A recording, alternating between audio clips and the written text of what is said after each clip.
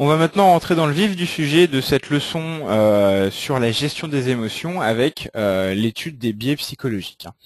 Alors déjà, ce qu'il faut savoir, c'est que les erreurs de trading, elles peuvent avoir deux raisons, soit des lacunes techniques, soit des décisions erronées en raison des émotions. Donc bien sûr, tout le monde peut remédier à des lacunes techniques, c'est d'ailleurs ce qu'on a fait depuis le début de cette formation. Mais il peut être par contre extrêmement difficile de gérer sa propre psychologie parce que c'est intangible. Quand on fait de l'analyse, on a des règles à respecter, des choses à regarder. Quand on gère sa psychologie, on se bat avec soi-même et surtout on se bat avec des illusions. Parce que le danger, c'est quoi? Le danger, c'est que notre propre psychologie influence ce qu'on peut voir sur les graphiques. Ça arrive. Donc on va peut-être dans certains cas être plus tenté de voir des signaux haussiers, alors que on en a peut-être que peu de raisons. Donc il faut vraiment faire attention à ça. Et donc les lacunes techniques, c'est facile d'y remédier, mais les erreurs liées aux émotions, c'est beaucoup plus difficile et c'est néanmoins ce qu'on va essayer de faire dans cette partie de la formation.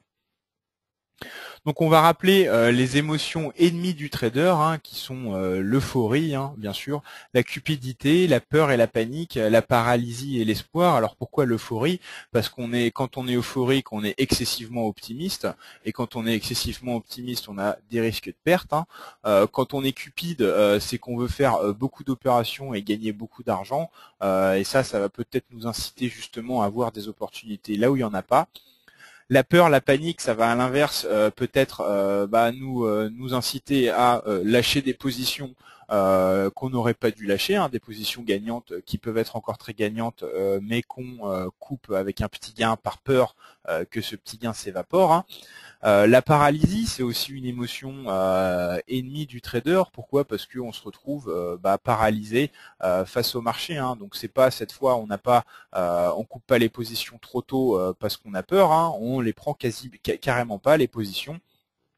Parce qu'on est paralysé face à la peur de perdre. Et l'espoir, c'est aussi un sentiment très positif dans la vie, mais quelque chose qui peut être dommageable pour un trader, parce que si on a une position perdante et qu'on la garde parce qu'on a l'espoir simplement qu'elle remonte, c'est bien sûr une très mauvaise décision, c'est un très mauvais espoir s'il ne se repose pas sur l'analyse. De toute façon, une des premières choses qu'il faut retenir pour combattre ces émotions dans le cadre du trading, c'est analyser tout ce que vous faites, toutes les décisions que vous prenez. Est-ce que vos décisions sont logiques? Est-ce que vos décisions font preuve de bon sens? Et est-ce que vos décisions se reposent sur l'analyse? Si vos décisions vous paraissent logiques, pleines de bon sens, et que surtout elles reposent sur une analyse logique et tangible, c'est qu'a priori vous n'êtes pas en train de vous laisser avoir par vos émotions. On va maintenant passer à une série très intéressante de citations d'un grand trader qui s'appelait Jesse Livermore, qui était un trader du début du XXe siècle. Vous pouvez consulter sa biographie qui s'appelle Mémoire d'un spéculateur, écrit par Edwin Lefebvre. Donc on a relevé certaines de des citations de sa biographie pour pouvoir illustrer justement toutes les erreurs qu'on peut faire dans le cadre du trading. Donc c'est assez éloquent. On va commencer par cette série de citations. En fait, j'ai toujours gagné de l'argent lorsque j'étais certain d'avoir raison avant même de prendre position. Ce qui me perdait, c'était de vouloir prendre sans cesse de nouvelles positions. Puis dans le même genre, c'est le besoin d'agir sans cesse et sans raison valable qui est la cause de tant de pertes à Wall Street, même chez les professionnels. Et enfin, personne ne peut disposer de raisons valables pour acheter ou vendre tous les jours. Ça veut dire quoi? Ça veut dire qu'il ne faut pas être boulimique de la prise de position, il ne faut pas être dépendant de la prise de position, il faut savoir être serein vis-à-vis des moments où il n'y a rien à faire sur le marché, entre guillemets. Il faut être capable de se dire, en substance, ce qu'on veut nous dire ici, c'est qu'il faut être capable de se dire, là, je ne prends pas de position. Quand on commence à faire du trading, et à plus forte raison, quand on commence à gagner de l'argent avec le trading, on est tenté d'être tout le temps en position parce qu'on a l'impression que chaque position qu'on prend pas est un manque à gagner. Ça marche quand on a vraiment un don et quand on travaille beaucoup, mais en général c'est un sentiment qui mène les gens à leur perte, parce qu'on va essayer d'être tout le temps en position, même quand il n'y a pas de bonne raison, alors que un trader il doit rentrer en position que sur des convictions assez fortes pour pouvoir réussir à gagner de l'argent dans le trading. On va maintenant passer à une autre série de citations. J'ai fait exactement ce qu'il ne fallait pas faire. Je perdais sur le coton et j'ai conservé ma position. Je gagnais sur le blé et j'ai vendu ma position. Autre citation. Il faut toujours vendre la position qui est perdante et garder celle qui est gagnante. Et enfin, de toutes les erreurs de la spéculation, il n'y en a pas de plus grave que d'essayer de moyenner une position perdante. Donc là, on parle vraiment de gestion du risque. Qu'est-ce qu'on nous dit dans la première citation? On nous dit ce que je vous ai dit tout à l'heure, à savoir qu'il faut conserver ses positions gagnantes et fermer au plus vite les positions qui commencent à perdre. C'est ce qu'on nous dit d'ailleurs texto dans la deuxième citation.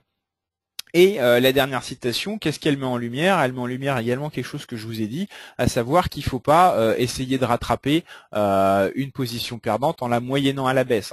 Moyenner à la baisse, c'est par exemple, vous achetez quelque chose qui vaut 10. Malheureusement, ça descend à 5. Donc, si vous l'achetez à 10, vous êtes gagnant à partir du moment où ça remonte à 10. Mais si au moment où ça descend à 5, vous en rachetez à 5, votre prix moyen, ça sera 10 plus 5 divisé par 2, ça sera 7,5. Donc cette fois, vous n'allez plus être gagnant à partir du moment où on dépasse les 10, entre guillemets, mais où on dépasse les 7,5. Donc ça va faire en gros baisser le seuil à partir duquel votre position sur la globalité, la compensation des deux positions, est gagnante. Ça, c'est ça, moyenner à la baisse. Et ça, même si sur le papier, ça peut paraître tentant, c'est quelque chose qui, en général, est à proscrire, sauf si on a, encore une fois, de très bonnes raisons techniques de le faire.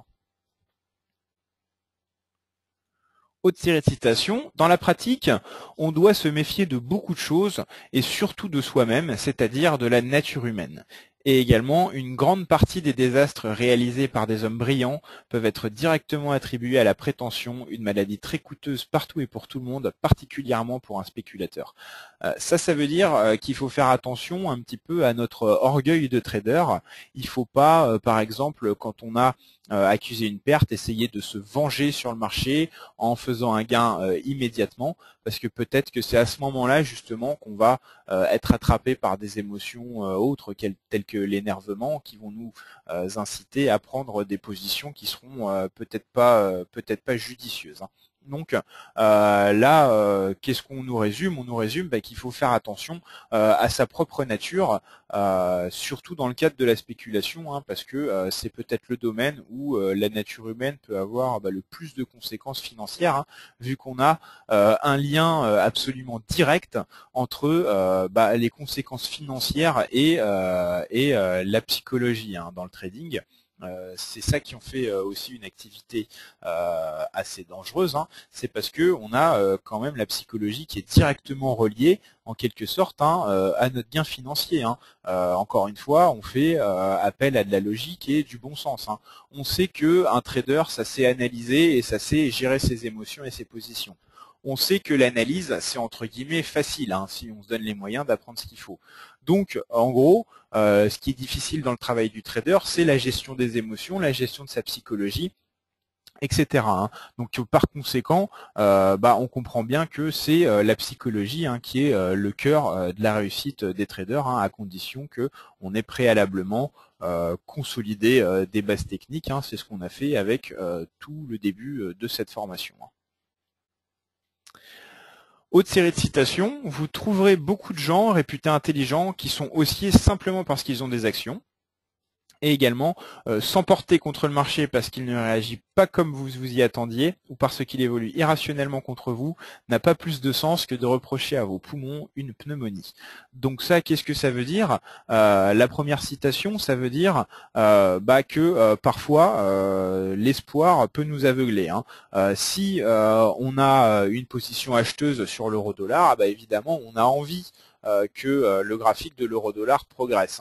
Et si on a envie que le graphique de l'euro-dollar progresse, inconsciemment, alors à différents niveaux en fonction des personnes, mais inconsciemment, on va accorder plus d'importance à tout ce qui peut nous permettre de confirmer l'avis qui va nous rassurer. Ça, c'est la nature humaine. On cherche forcément à se rassurer, on cherche la sécurité. Donc forcément, si on est acheteur sur l'euro-dollar, on va inconsciemment ou pas essayer de se rassurer en s'appuyant sur tout ce qui peut conforter notre prise de position, peut-être avec un certain illogisme. Et sans porter contre le marché parce qu'il ne réagit pas comme vous y attendiez ou parce qu'il évolue rationnellement contre vous, n'a pas plus de sens que de reprocher à vos poumons une pneumonie. Ça veut dire qu'il faut rester humble vis-à-vis du marché. Le marché parfois réagit comme on l'a prévu, parfois réagit pas comme on l'a prévu. Et c'est jongler avec cette incertitude et essayer de faire pencher la balance à son avantage qu'est le travail du trader. Le travail du trader, c'est pas d'éliminer toutes les positions perdantes. Encore une fois, le travail du trader, c'est de gagner de l'argent. C'est un but très simple. Le but du trader, c'est qu'au final, il gagne de l'argent. Donc on s'en fiche que le marché aille contre vous, on s'en fiche qu'on accuse des positions perdantes, même si 9 positions sur 10 sont perdantes, peu importe, du moment qu'au final, on s'en sort avec un gain sur la globalité.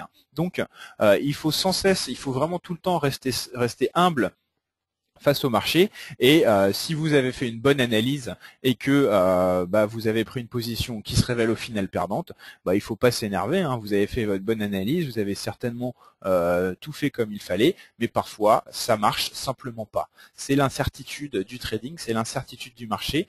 Vous pouvez avoir parfois accordé le plus de soi possible à une analyse, elle va pas forcément se réaliser. Le travail du trader, encore une fois, c'est pas d'avoir raison à tous les coups, c'est de faire pencher la balance à son avantage. Autre série de citations, lorsque vous avez compris ce qu'il faut faire pour ne pas perdre d'argent, vous commencez à comprendre ce qu'il faut faire pour en gagner. Et également, se retrouver sur la paille est une excellente école.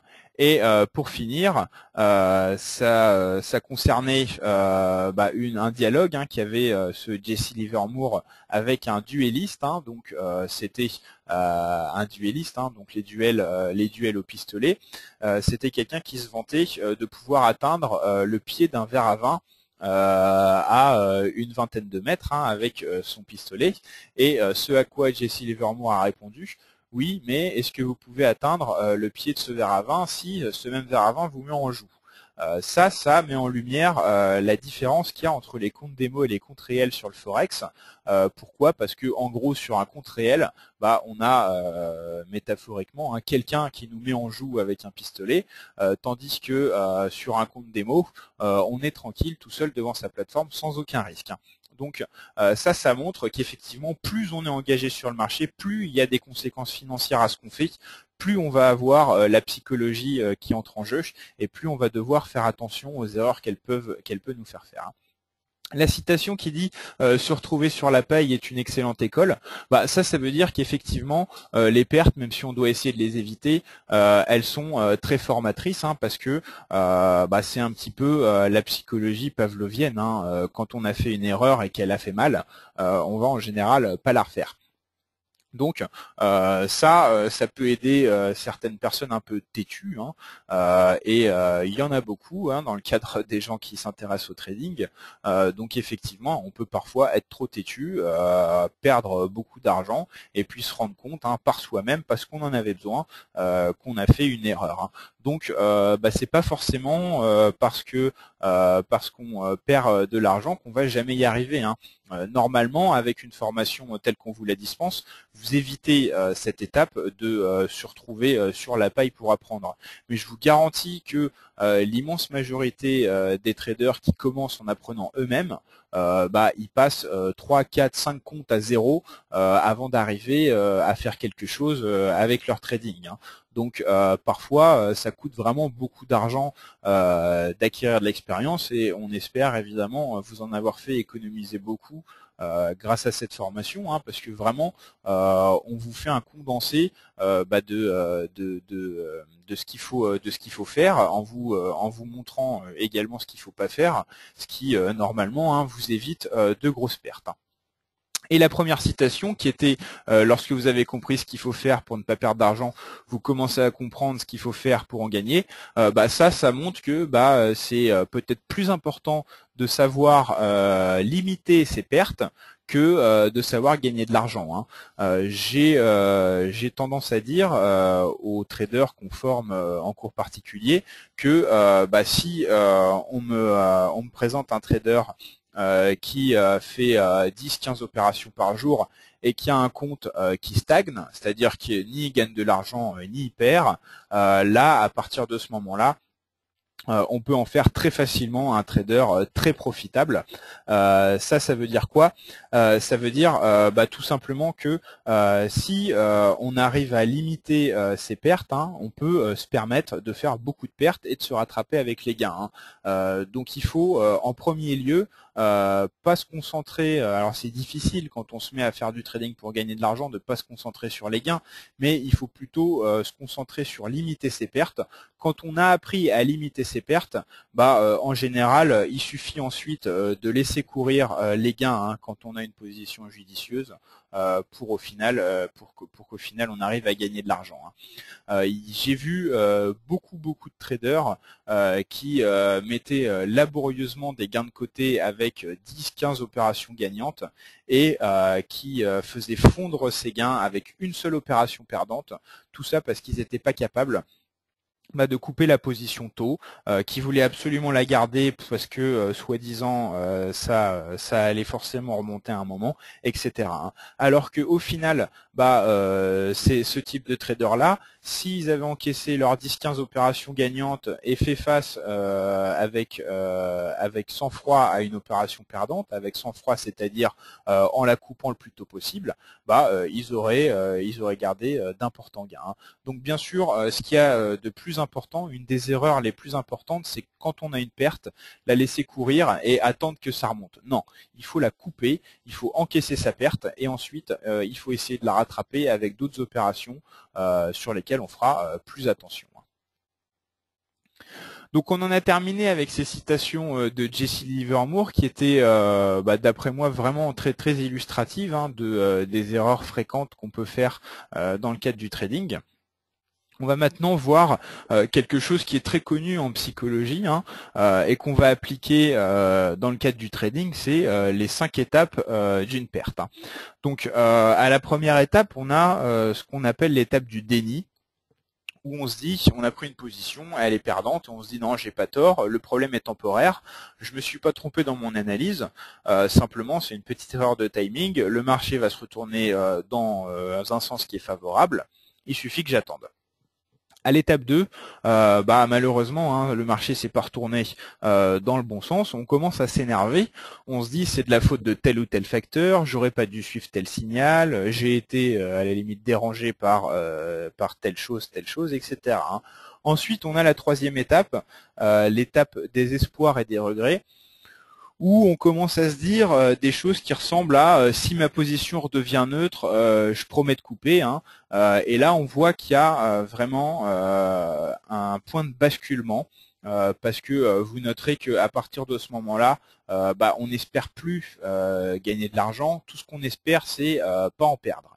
Donc là, il y a vraiment un point pivot parce que à partir de ce moment-là, faut vraiment se rendre compte qu'il y a un problème parce que à cette étape-là, on sera sincèrement content si la position est neutre, hein, alors qu'à la base, la position on l'avait prise pour gagner de l'argent. Hein. Donc, si on reste logique, on prend une position pour gagner de l'argent, elle finit neutre, on est censé pas être content. Hein. Donc là, on voit très bien qu'il y a un point pivot dans la psychologie. Hein.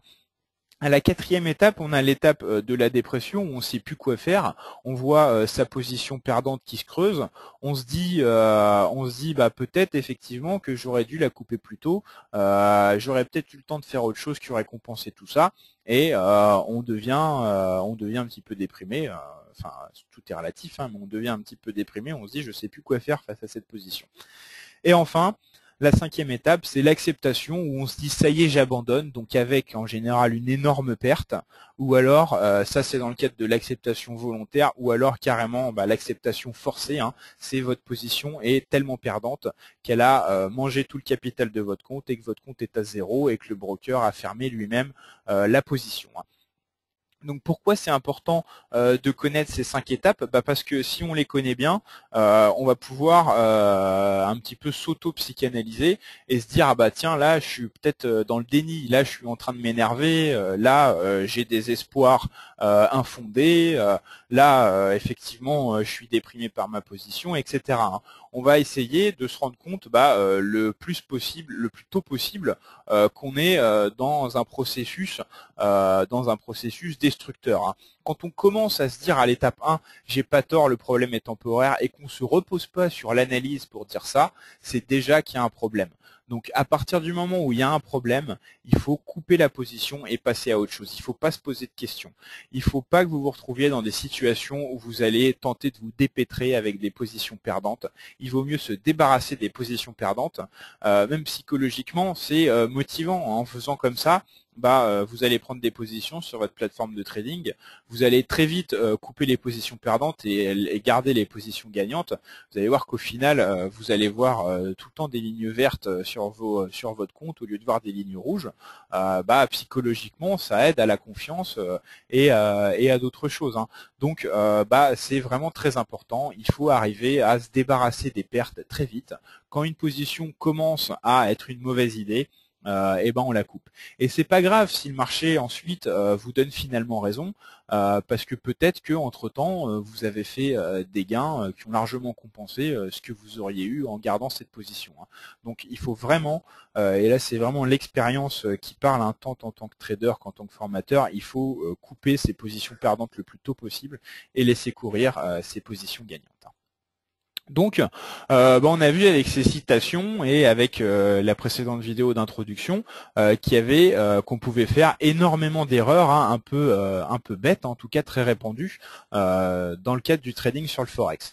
Donc, bien sûr, la meilleure réponse à ces erreurs, c'est l'expérience. Plus on a d'expérience, moins on fait ces erreurs de débutants. Hein. Encore une fois, la bon sens et la logique, hein, c'est des erreurs qui concernent surtout les débutants. Si on a de l'expérience, on n'est plus débutant. Donc si on a de l'expérience, on les fait plus ces erreurs. Hein. Quoique, il y en a certaines qui peuvent rester chez certains traders. Donc comment on peut faire quand on n'a pas d'expérience pour éviter ces erreurs? Déjà, il faut bien se connaître soi-même. Il faut entre guillemets rester à l'écoute de soi-même. Il faut regarder si on prend des décisions logiques. Hein. Donc concrètement, si vous autocontrôlez à chaque action que vous faites, hein, vous vous dites est-ce que ce que je suis en train de faire, ça repose sur l'analyse, ou est-ce que je suis en train de me servir de céder à mes émotions ou de faire des choses au pif, etc. Hein. Et il y a deux autres techniques qu'on va voir dans la suite de cette formation, c'est placer des stops et des limites pour pouvoir automatiser ces points de sortie. Et donc on évite de faire intervenir les émotions dans les points de sortie. On a parlé de laisser courir les pertes trop longtemps, c'est pas bien, et de couper les gains trop tôt, c'est également dommageable. Hein. Donc si on décide, quand on prend la position de où on va sortir et qu'on touche plus rien après, on n'est pas tenté de laisser courir la position ou de couper les gains plus tôt, parce qu'on a décidé à l'avance avec des ordres automatiques des niveaux de sortie. Hein. Et on va également